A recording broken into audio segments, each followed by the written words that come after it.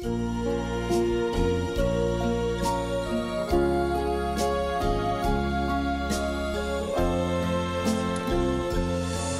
예수님, 특강에 앞서 먼저 미천한절을 이 자리로 인도해 주신 하느님께 찬미와 영광을 드립니다. 이 자리에 서고 나니까 너무 떨려가지고 앞에 계신 우리 신부님 성함 가지고 길을 한번 받고 시작할까 합니다. 설마 여기 우리 신부님 성함 모르시는 분 없죠? 박덕수입니다. 그러면은 신부님 성함 가지고 제가 삼행시를 한번 지어보겠습니다. 운 한번 떼주십시오. 박수 한번 쳐주십시오.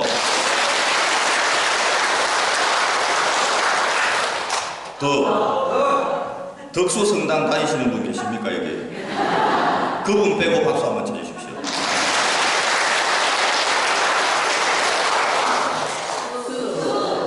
수사님 계십니까? 그분 빼고 박수 한번 쳐주십시오.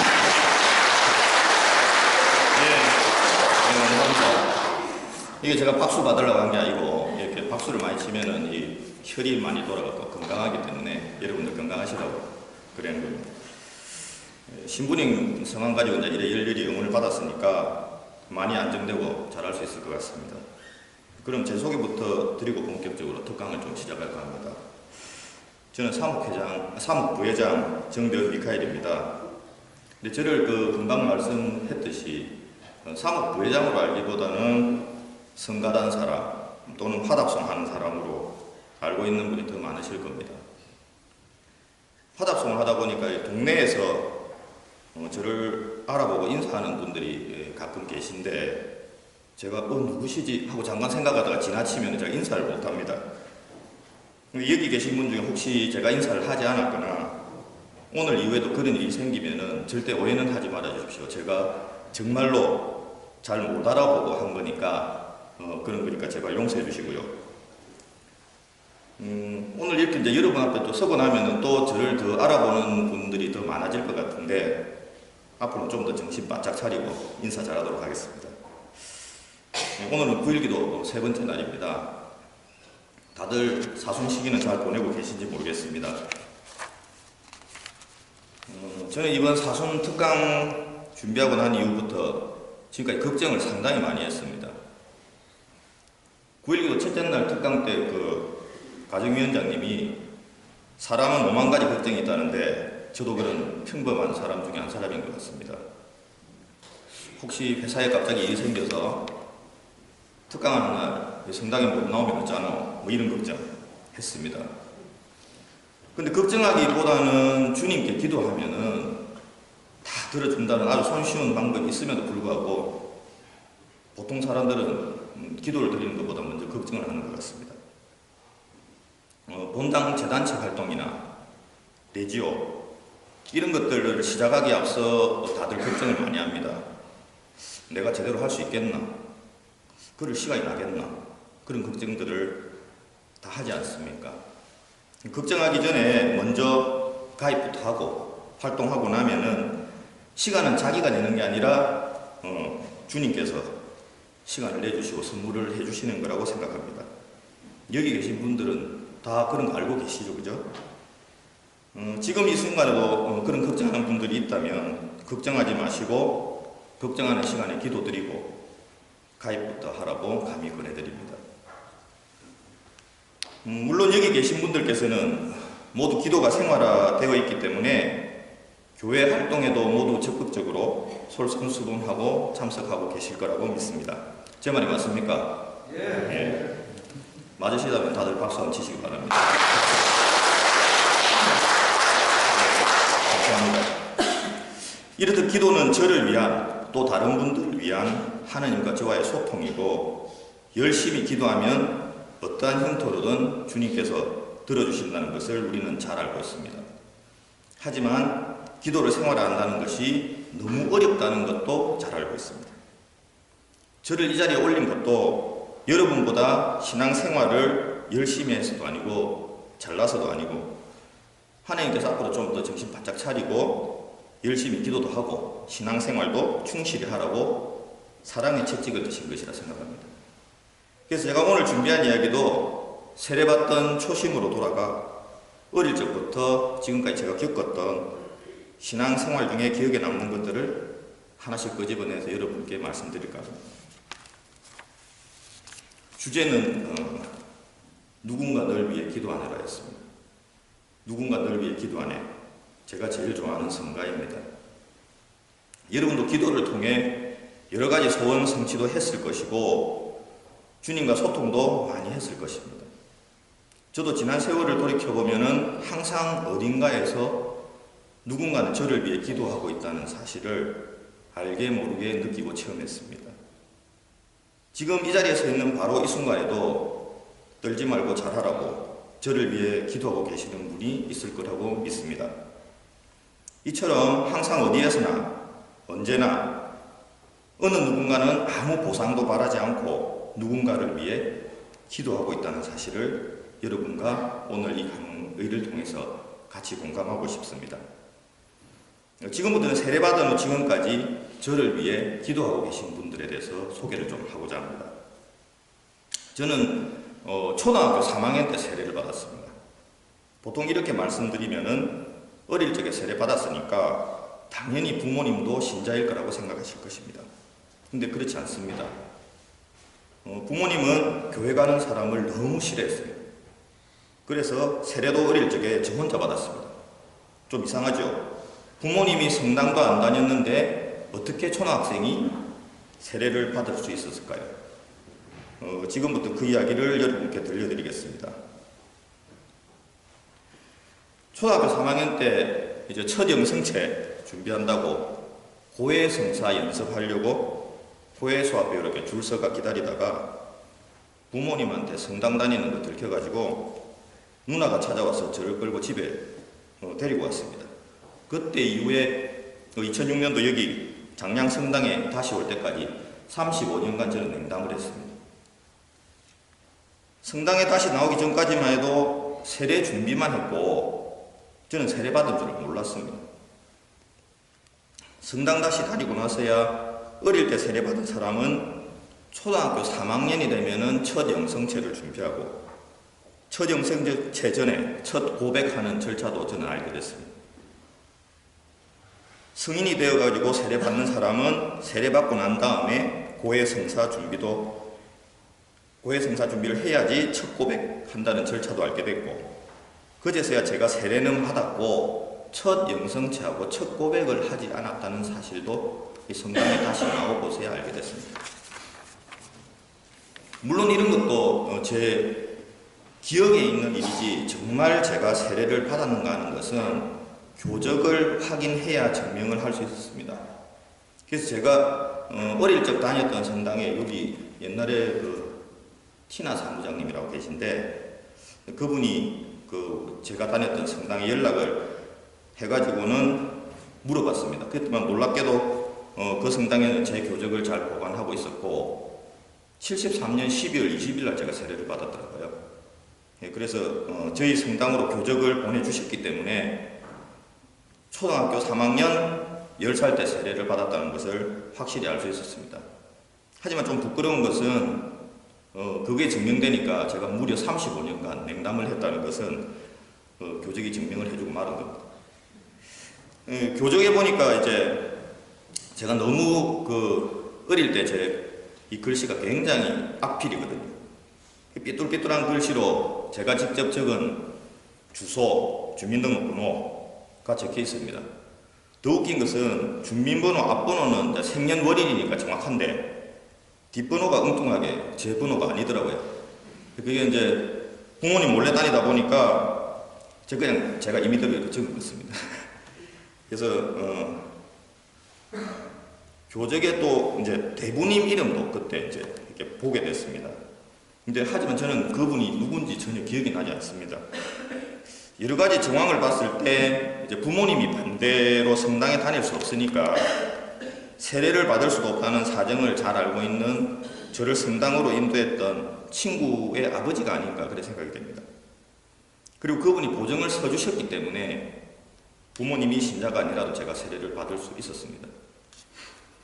바로 그 교적이 있었기에 잃어버린 주님과 저와의 약속을 35년 만에 찾을 수 있었다는 사실이 냉담을 한 부끄러움보다는 훨씬 감동으로 다가왔다는 사실입니다. 저를 성당으로 인도했던 고마운 그 친구는 그때 이후 지금까지 한 번도 본 적 없고 35년이란 적지 않은 세월이 흘렀지만 신기하게도 지금까지 생생하게 제 머릿속에 그 사람 본명하고 이름은 기억이 납니다. 김양수 베드로. 저를 인도한 친구 이름입니다. 그 친구 본명처럼 어릴 때부터 그 친구가 참 사람을 잘 낚아올리는 어부였던 것 같습니다. 초등학교 3학년 때 부모님이 신자도 아닌 저를 전도를 했으니까요. 주님과 저를 처음 만나게 해준 그 친구 참 잊어버릴 수 없는 고마운 사람입니다. 그리고 또 한 가지 정말 잊어버릴 수 없는 한 순간이 있습니다. 제가 어릴 적 다녔던 성당은 그 본당 안에 이렇게 계단이 있는 게 아니라 바깥에서 이렇게 성당에 올라가는 그런 2층에 있는 그런 본당이었습니다. 제 기억 속에는 2층까지 올라가는 계단이 상당히 이렇게 길고 높았던 것 같습니다. 제 머릿속에 선명한 기억이 남는 장면은 바로 그 계단 위입니다. 키도 조그만 꼬마가 고해성사 연습하려고 고해사 앞에 줄 서서 기다리다가 있는데 그때 누나가 2층 본당까지 올라와서 이렇게 이야기합니다. 이어서 뭐하노? 빨리 집에 가자. 큰일 났다. 엄마 아버지 네 성당 다니는 거 다 알아고 있다. 하고 저를 끌고 본당 밖으로 이렇게 나갔습니다. 저는 너무나 겁이 나고 놀랐습니다. 저만 놀란 게 아니라 고해 연습시키던 수녀님도 놀란 모습으로 저를 따라 나왔습니다. 하지만 끌려 내려가는 저를 어쩌지도 못하고 2층에서 측은하게 쳐다보고 있던 수녀님의 모습은 그때 진짜 너무 놀라가지고 정신이 하나도 없었지만은 지금도 생생하게 기억나고 잊어버릴 수 없는 순간입니다. 수녀님께서 끌려 내려가고 있는 저를 안타깝게 부르면서 하셨던 말씀, 아직 또렷이 제 기억 속에 지금도 울려 퍼지고 있습니다. 그 수녀님은 2층 계단 위에서 이렇게 외쳤습니다. 미카엘, 미카엘, 우리 크면 다시 보자. 항상 기도하면서 기다릴게. 수녀님의 그 마지막 한마디를 절대 잊어버릴 수가 없습니다. 지금 어느 하늘 아래 계신지 알 수 없지만 수녀님께서는 아마 제가 다시 성당에 다니기를 바라시면서 정말로 정성껏 저를 위해 지금 이 순간에도 기도를 하고 계시리라고 믿습니다. 왜 그렇게 믿을 수밖에 없냐면 지금 이 순간 제가 성당에 다니고 있지 않습니까? 그때 이후 어느 누구의 권유도 없었지만 성당에 다시 가야 되겠다고 생각했던 그때에 제일 먼저 생각났던 분도 바로 그 수녀님입니다. 저뿐만 아니라 제 가족 모두가 성가정이 될 수 있었던 것도 바로 그분의 기도의 힘이라고 생각합니다. 틀림없이 그렇다고 믿습니다. 여러분 그렇게 생각하십니까? 네, 공감 한번 크게 받고.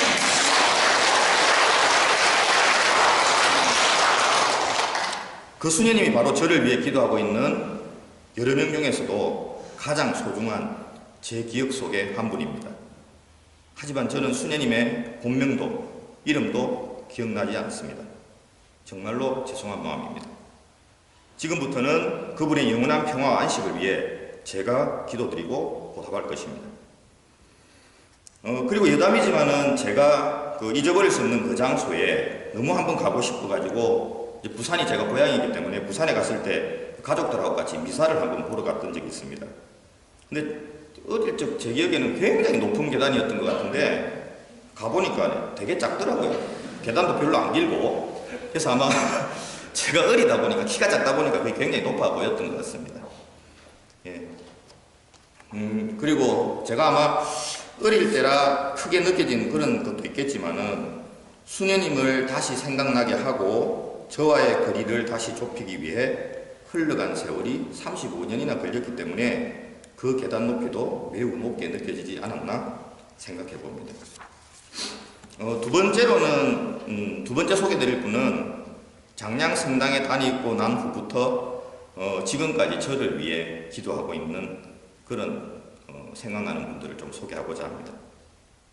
앞에 말씀드렸지만은 2006년도 장량 성당에서 교리 공부를 했고, 그때 신부님은 여러분도 잘 아시는 전례박사 최창덕 프란치스코 하베르 신부님이십니다. 그분이 유명한 게 무려 1년간의 그 교리를 거쳐야만 세례를 주시는 분입니다. 그래서 보통 옛날 분들은 다들 1년 과정 거쳤지만은 요즘은 6개월 이 정도 하면 하지 않습니까? 저희도 이제 1년이 별로 길지 않다고 생각하지만은 저는 이때도 세례를 받지 못할 뻔한 그런 큰 시련이 있었습니다. 앞에서 제가 부모님이 성당 다니는 거 안 좋아한다고 했지 않습니까? 그죠? 특히 우리 아버지는 교회 다니거나 성당 다니거나 예수님 믿는 사람 정말 싫어했습니다. 그래서 저희 가족은 부산에 계신 부모님 몰래 교리 받고 성당을 다녔거든요. 근데 이제 그렇게 교회 싫어하시는 아버님이 제가 교리를 받던 그 해 2006년 11월에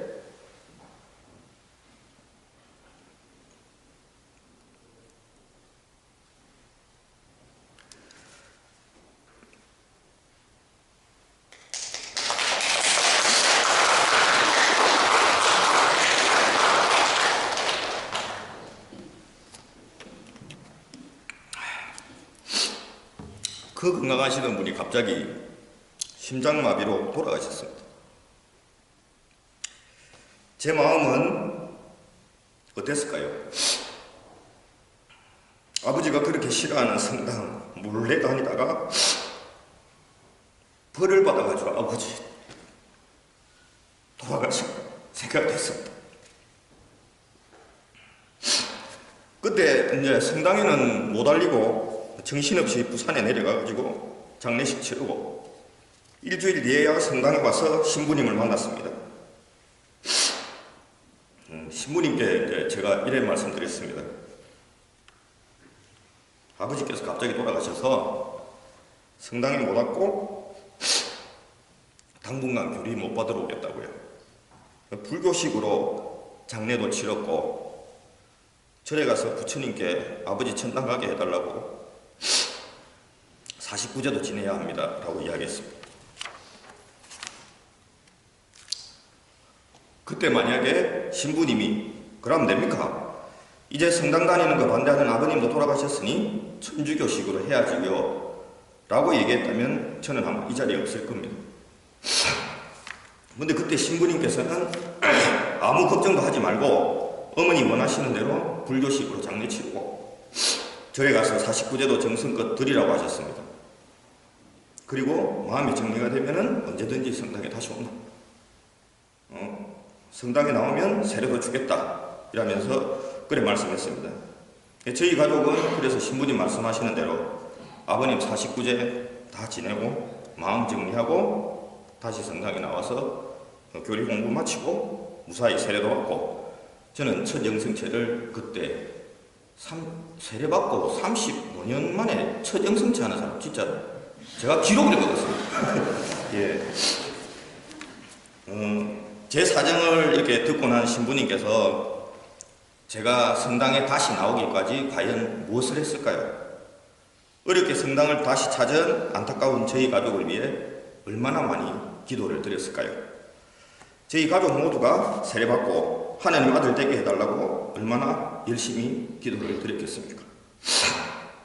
저를 위해 기도해 주신 정말 고마운 또 한 분, 바로 최창덕 프란치스코 하베르 신부님.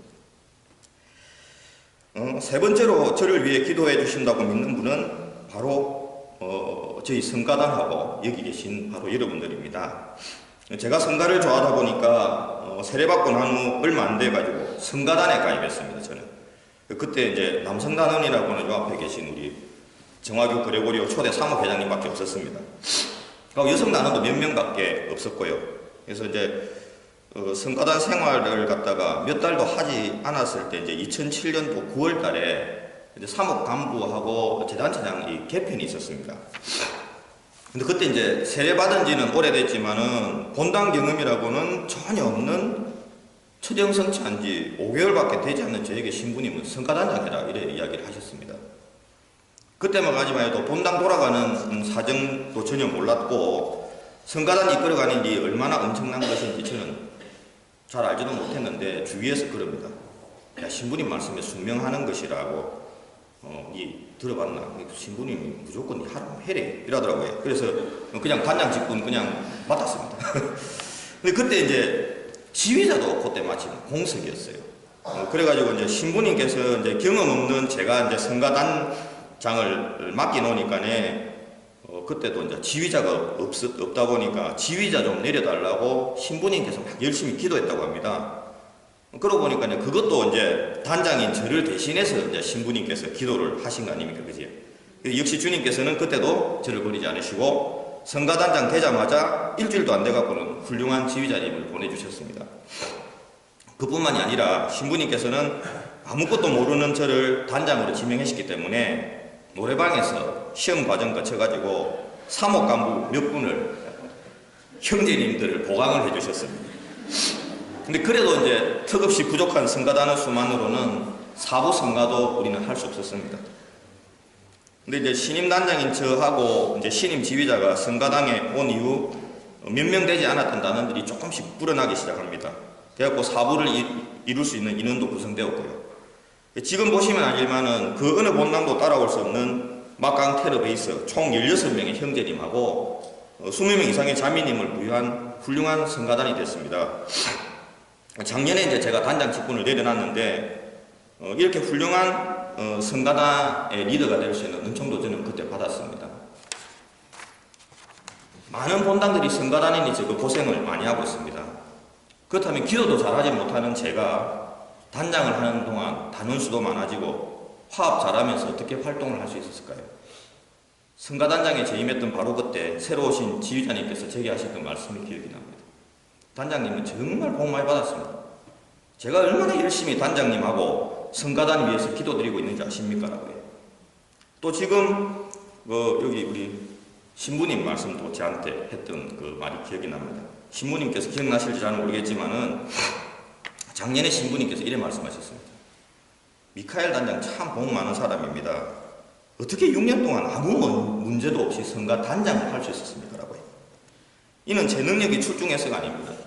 제가 단장하는 동안에 지휘자, 반주자뿐만 아니라 성가단 모든 분들과 성가단을 사랑으로 지켜보고 계신 바로 여기 계신 교영자매님들이 저희 성가단 잘 되라고 기도 많이 해주신 덕분이라고 생각합니다. 기도 많이 해주셨지요?